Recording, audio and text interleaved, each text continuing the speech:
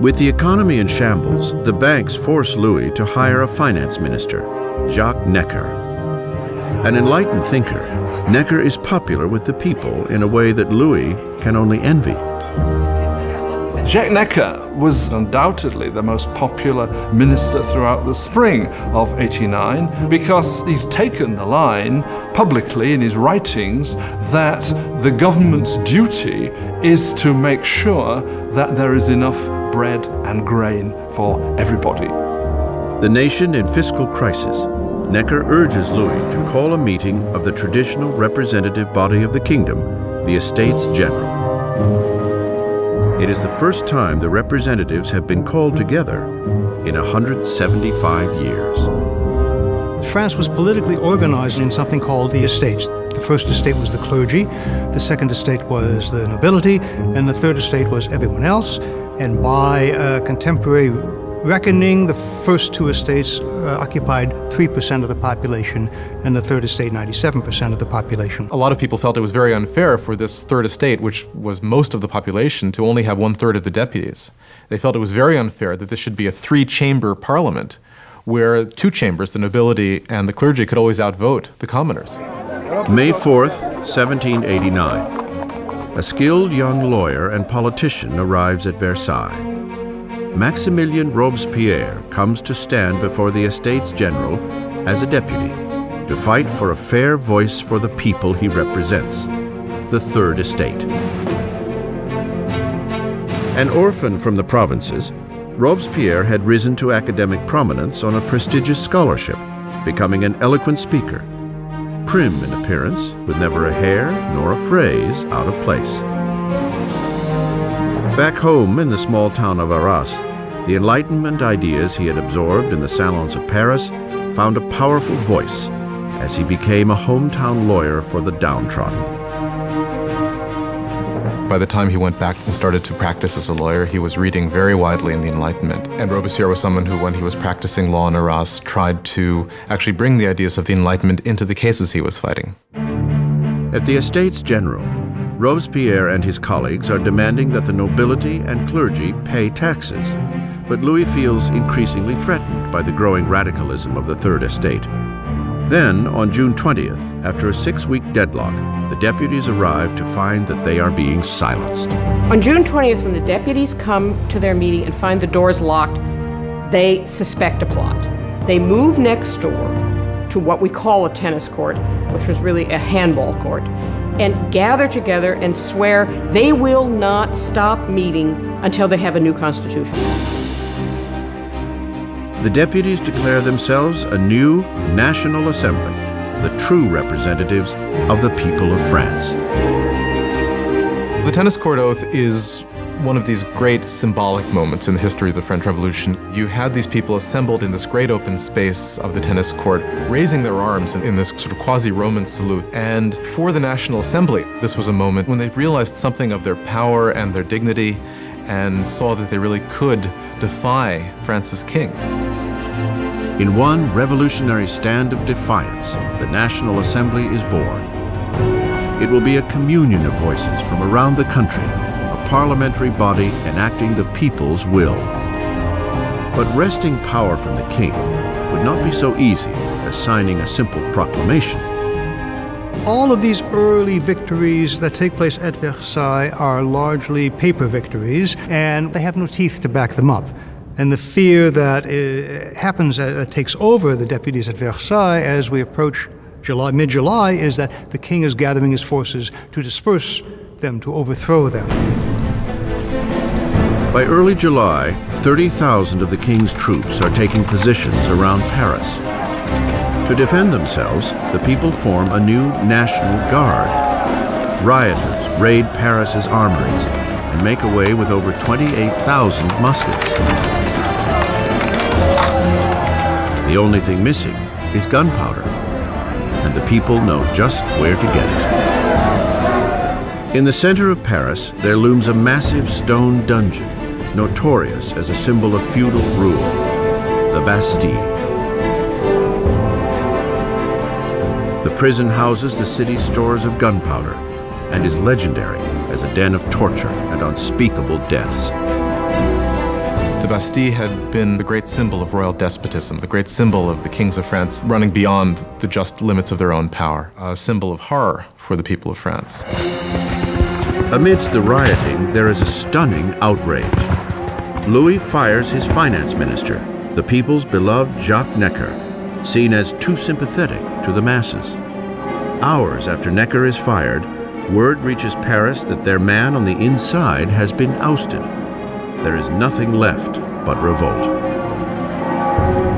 On July 14th, crowds band together identifying themselves with a small cockade, red and blue for the colors of Paris, separated by white, the color of the House of Bourbon. The tricolore is born. From the feverish crowd, a voice cries out, "To the Bastille!" Attacking the Bastille means that the people of Paris are saying, you cannot get rid of the new National Assembly. The people are acting, they're arming themselves, and they're basically saying, we take the side of the revolution. At the sight of the approaching mob, the governor of the Bastille, Bernard de Launay, attempts to lock down the prison. He mounts a hopeless defense, and the marauders storm the fortress and tear into the guards with knives and pikes. Finally, de Launay surrenders, but the enraged mob engulfs him, dragging him through the streets. The jeering horde kicks and stabs at him until he shouts, "Let me die." The crowd eagerly obliges. He is stabbed and shot, and a revolutionary tradition is born. His severed head is paraded on a pike. The deputies in the National Assembly do not immediately condemn this act of violence. In fact, they accept it. And it was this acceptance of popular violence that, in some people's view, created a pattern that was to have catastrophic consequences for the unfolding of the revolution. With the smoke still clearing over the Bastille, Louis XVI returns from a hunting trip.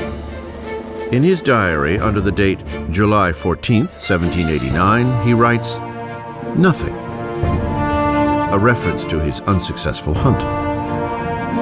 An aide interrupts and breaks the news of the riots and the fall of the Bastille. Louis XVI asks, "Is it a revolt?" "No, sire," he replies. "It is a revolution."